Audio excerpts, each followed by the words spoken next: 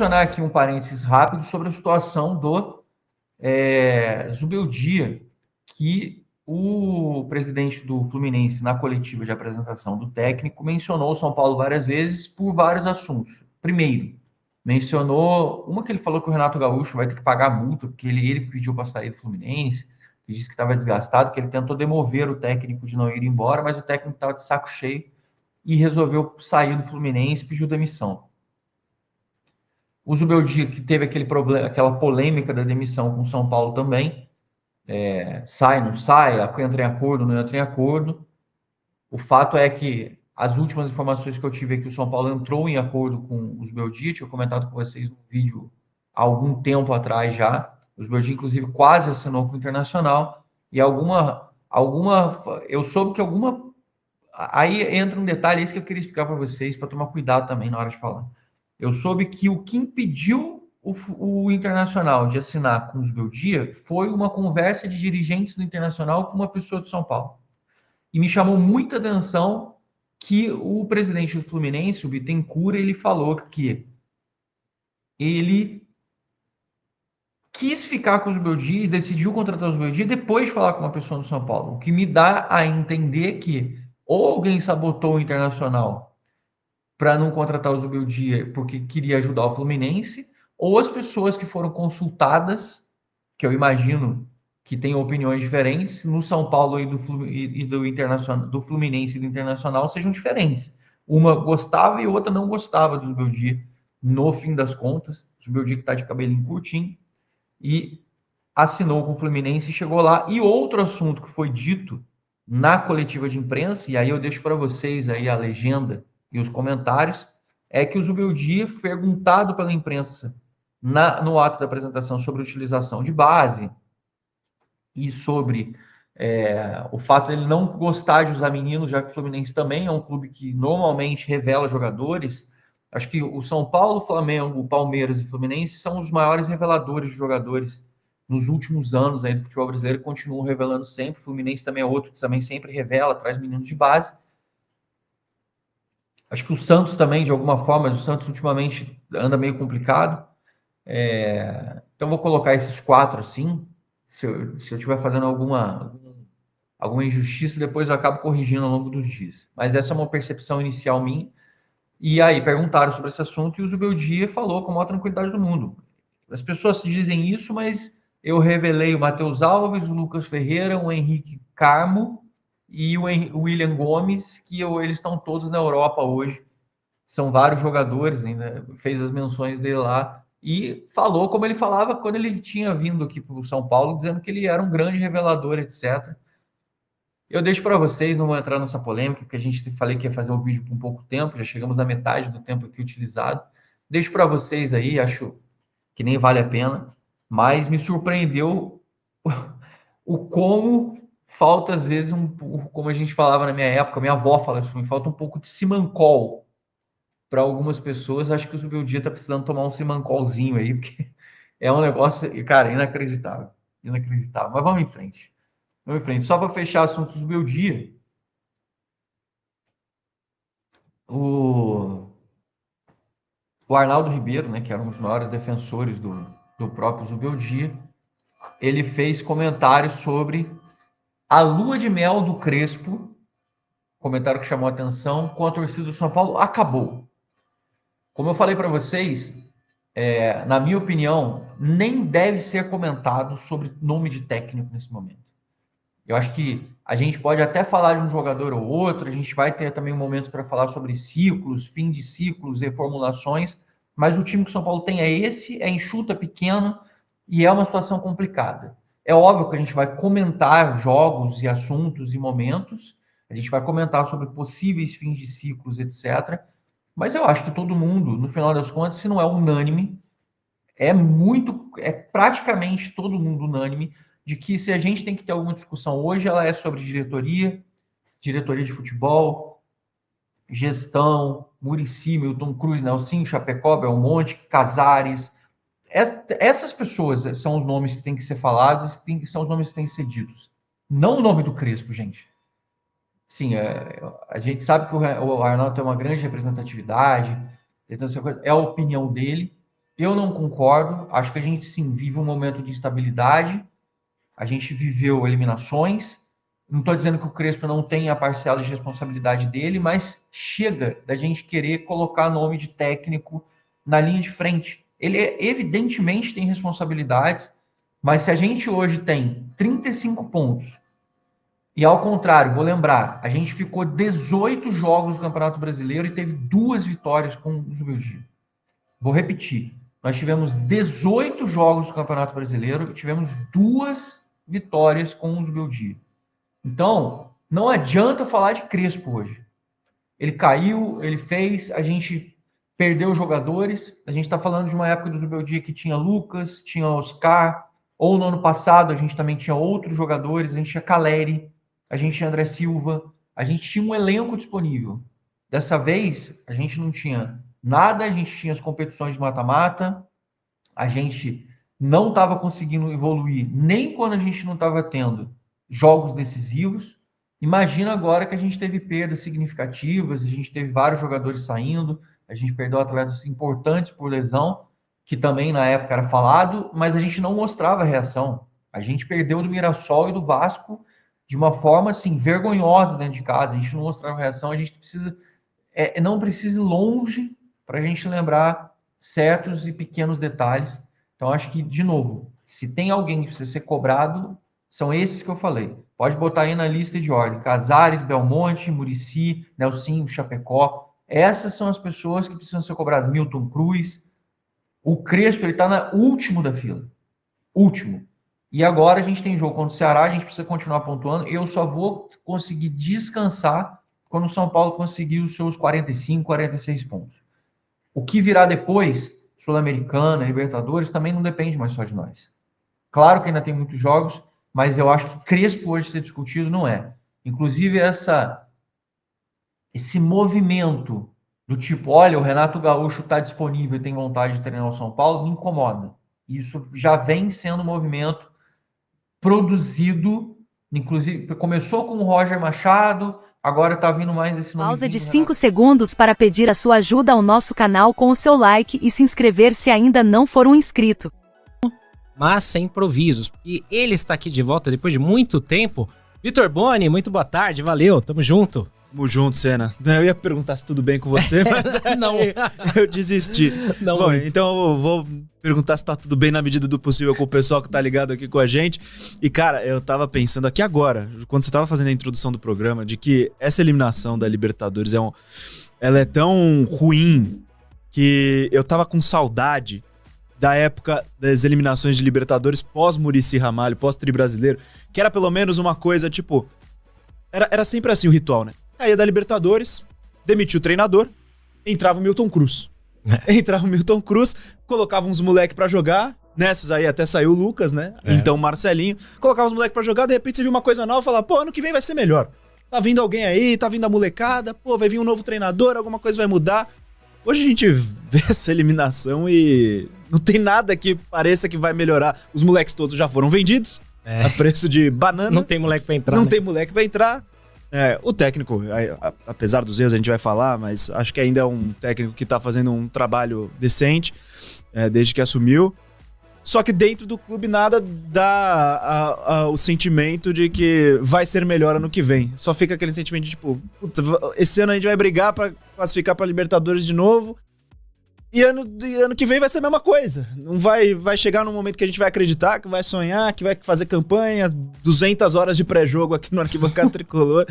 E no final o destino vai ser o mesmo, né? A gente torce pra que não, sempre vai acreditar, mas o sentimento nesse exato momento hoje é de que nada vai mudar muito. Pra começar bem nessa sexta-feira, né? Pra começar lá em cima. Tipo, vamos! Ânimo lá em cima. Puta, cara, que fase, né? Você falou aí dessas eliminações na época de 2006, 2007, 2008 e tal, né? 2006 ainda foi na final, né? Mas mesmo nessas outras, você viu o time ainda jogando, lutando, brigando, porque era um time que ainda ganhava o Brasileiro no fim do ano, combatia. Ou mesmo em elencos recentes que não eram tão... que não são tão bons de nível técnico, mas tinha luta, né? E eu falei muito durante o pré-jogo ontem, né? Que esse time do São Paulo, não é um elenco assim de chinelinhos, né? Não são caras que você fala, pô, os caras não correm, os caras correm. Só que ontem foi tudo contra, foi tudo errado, deu tudo fora do eixo, né? Começando pela escalação, até vamos falar aqui a real, até a festa parecia que tava meio murcha, né? Sim, até pelo horário também, né? É. Não, calma. O horário. Não por todo torcedor, não, né? não, Claro. O horário, isso é um horário tenebroso, isso a gente tem que falar, é claro. É. Isso influencia, né? Muita gente chegando, é difícil o pessoal abrir mão dos horários finais ali, das horas finais de trabalho para ir pro estádio. Mas isso já começa 2, 3 semanas atrás, quando foram divulgados os preços dos ingressos. E aí isso afasta o torcedor. É claro que o público foi grande, mas muda um pouco o perfil da torcida que tá lá. Muda um pouco do perfil da torcida e acho que isso dá pra ver durante o jogo também. Não que tenha sido culpa do torcedor. Mas se tem algo que me deixou minimamente satisfeito, foram 2 momentos da manifestação da torcida contra o presidente, Finalmente. do torcedor comum, isso é importante frisar, e no momento que vaiaram a renda. Acho que isso é importante também, o torcedor mostrar no estádio o seu descontentamento. E até tem uns comentários aí, o pessoal falando, até do Ed Júnior mesmo, o Ed Júnior hoje tá revoltado. Hoje ele tá revoltado, não julgo. Mas ele falou, boicotem os jogos do brasileiro, não vão ao estádio, time sem vergonha. Eu acho que tem que ir no estádio agora e protestar. Tem que ir no estádio agora e falar, e gritar o que foi gritado ali nos minutos finais, protestar contra a renda, protestar contra tudo, porque esse é o momento que o torcedor pode fazer a diferença, né? Pode demonstrar o seu descontentamento com tudo que tá acontecendo. Não, concordo. Eu acho que assim, claro, né? Ninguém quer dar dinheiro, né? Pro São Paulo nesse momento, ou pra quem está no São Paulo nesse momento.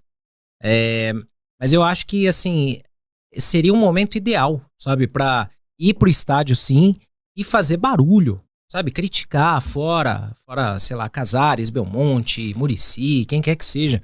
Mas fazer o seu protesto. E protesto não é quebrando, invadindo, isso não. Isso eu acho que você perde a razão total. Mas eu acho que tem que ser feito barulho.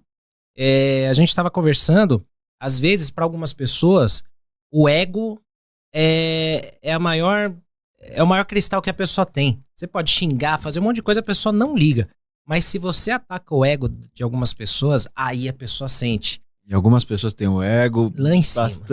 Bastante frágil, né? Frágil também. Muito frágil. Frágil também. Então, às vezes, o melhor golpe que você pode ter é esse, de você começar a fazer barulho, criticar, sabe?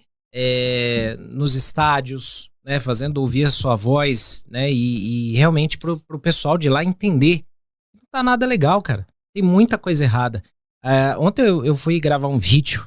Eu fui falar no pós-jogo, né? Do Arquibancada.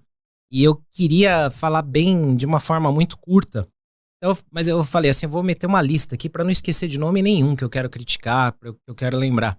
Cara, eu não consegui. Fiquei 20 minutos falando ali. Até a gente pôs um corte no Instagram e tal. Mas é que eu acho que todo mundo tá com essa sensação, Boni. Tá todo mundo cansado, tá todo mundo de saco cheio.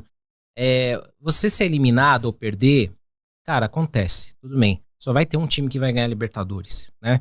E que seja argentino, se Deus permite.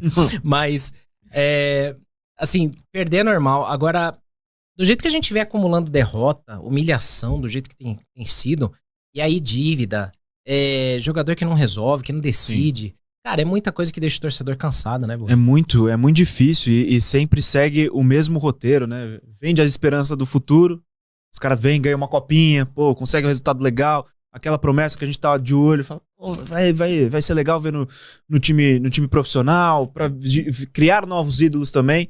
Os caras são vendidos, aí trazem jogador já velho, já jogador com muita experiência, que não consegue render, que fica só no departamento médico, e fica nessa coisa. Eu tava comentando até com meu pai, fui com meu pai no jogo, né?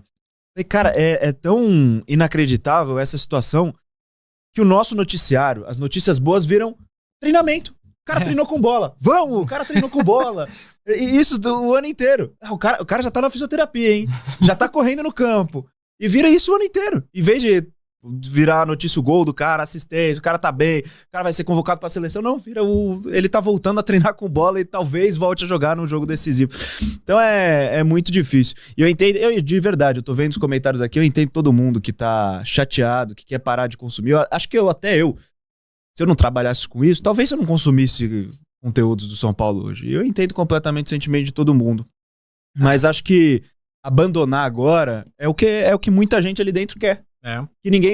Que o holofote não esteja sobre o time. Que as pessoas larguem, que não fiscalizem, que não vejam. Tem um comentário ali, que acho que até eu perdi, mas falando, só o caixa zerado é que vai afetar eles. Não é.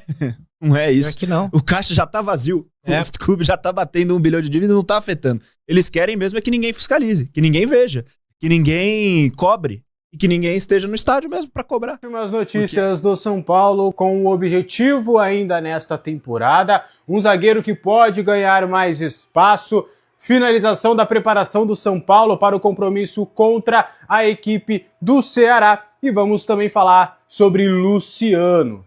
Luciano, será que ele pode dar a volta por cima no São Paulo ainda nesta temporada? O Luciano foi de herói a vilão, né? Nesta semana com a camisa do São Paulo, acabou talvez dentro de campo, entre os jogadores, foi aquele jogador que ficou simbolizado como o jogador que foi o culpado, digamos assim, né, da eliminação do São Paulo na última quinta-feira na Copa Libertadores da América, mas agora o camisa 10, o atacante, tem a oportunidade de, quem sabe, dar a volta por cima, melhorar os seus números e terminar a temporada em alta neste 2025. São Paulo ainda tem alguns jogos pelo Campeonato Brasileiro, ainda precisa realmente ter 14 jogos para serem disputados, e o Luciano, que é a principal arma ofensiva do São Paulo Futebol Clube, pode acabar dando essa volta por cima para, quem sabe, terminar a sua temporada em alta.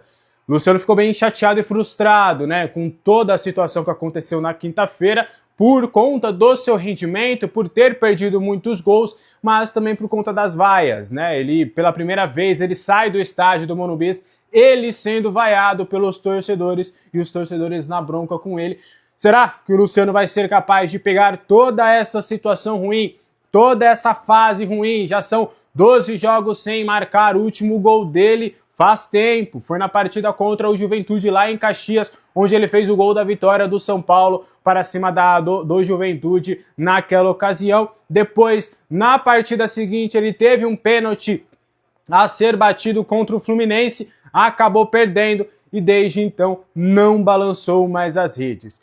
Deixo para você acha que o Luciano ainda vai conseguir ser importante para o São Paulo nesta temporada? Vai conseguir terminar a temporada em alta com a camisa tricolor? Eu quero saber a sua opinião aqui nos comentários. São Paulo Futebol Clube, Rafael Tolói pode se aproveitar da lesão do Ferrarese e ter mais oportunidades com a camisa do São Paulo. O camisa 2 foi contratado na última janela de transferência, já jogou 2 partidas pelo São Paulo, as 2 válidas pelo Campeonato Brasileiro. Ele fez a sua estreia contra o Botafogo, onde ele atuou como um zagueiro pelo lado direito, né, ajudando ali na construção por aquele setor, e é onde ele se sente mais à vontade.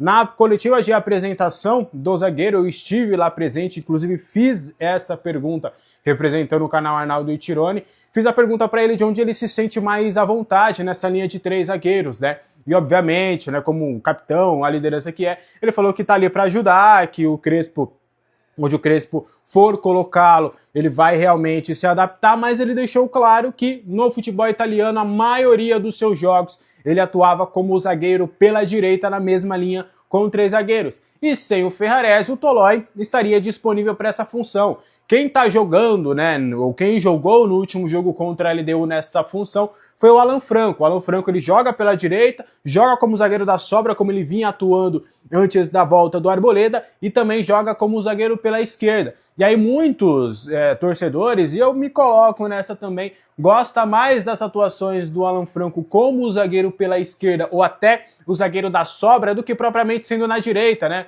São poucas as boas partidas que o Alan Franco faz naquele setor. E aí o Crespo optou por colocar o Alan Franco por ali, para a volta do Arboleda entre os titulares para ser o zagueiro da sobra, e o Sabino sendo o zagueiro pela esquerda. O Sabino é um canhoto, é o único zagueiro canhoto que o São Paulo tem dentro do plantel, e a gente sabe que o Crespo gosta, né, de ter essa saída de bola com o zagueiro canhoto. E aí o Rafael Tolói pode acabar se aproveitando dessa situação, né? Já que o Alan Franco não se dá muito bem pela direita, quem sabe ele voltando por ali pelo setor, e aí o Rafael Tolói se aproveitando aí dessa contusão do Ferrarese para, quem sabe, abrir o espaço para ele para ser o terceiro zagueiro ali, o zagueiro pelo lado direito. Ferrarese ainda tá fora, tá, do confronto contra o Ceará. A expectativa ainda é dele realmente ficar, quem sabe, de fora até da próxima convocação da seleção venezuelana, que vai na próxima data FIFA no meio de outubro. Ainda não tem uma previsão muito correta sobre essa situação. O que a gente consegue de apuração é que o Ferrarese pode ficar de fora por volta de 1 mês, pelo menos. Então vai ser um jogador que vai ficar de fora aí por um tempinho, um tempinho considerável nesta reta final de 14 jogos. É capaz do Ferrarese acabar perdendo aí uma boa parte desses 14 jogos. Então o São Paulo volta a ter somente 4 zagueiros dos principais à disposição: Alan Franco, Sabino, Arboleda e o próprio Rafael Tolói. Ainda na base tem o zagueiro Igão, que também pode fazer o setor, e o Negruz, que chegou a ser improvisado na partida contra o Santos. Você iria com Rafael Tolói de titular para a partida contra o Ceará? Quero muito saber a sua opinião nos comentários. Para a gente continuar trazendo ainda mais informações sobre o São Paulo Futebol Clube, São Paulo finalizou a sua preparação neste domingo para o confronto contra o Ceará, na partida que vai acontecer nesta segunda-feira às 8 horas no estádio do Morumbis. O válido pela 25ª rodada, se eu não estiver enganado, né? A 25ª rodada do Campeonato Brasileiro está chegando aí na reta final. Nos treinamentos, a gente pôde ver Lucas Moura participando das atividades, e aí ele ainda é tratado como dúvida para esse confronto. Existe uma boa expectativa dele continuar no banco de reservas e ter alguns minutos ali para o compromisso contra o Ceará, mas ainda também não está descartado completamente a possibilidade dele ficar de fora e ser preparado para os próximos jogos. Lembrando que o Lucas, ele foi para o sacrifício para o jogo contra a LDU. Ele não estaria em condições de jogar esse jogo contra a LDU, mas pela urgência, pela emergência desse confronto, ele acabou indo para o sacrifício, fazendo de tudo para estar presente nesse compromisso que foi muito importante para o São Paulo. E aí o Lucas tá bem, tá fazendo os trabalhos com o grupo, vai restar muito essa conversa prévia com o Hernan Crespo, para entender como é que tá, como é que você tá se sentindo e tudo. E aí, no fim das contas, o Crespo tomará essa decisão se vai ou não levar o Lucas Moura para o confronto contra o Ceará. O Oscar também deve ficar de fora, né? O Crespo falou em coletiva de que a expectativa, se tudo der certo, no mais otimista possível, o Oscar retornaria antes da data FIFA, mas a expectativa é depois da data FIFA de outubro.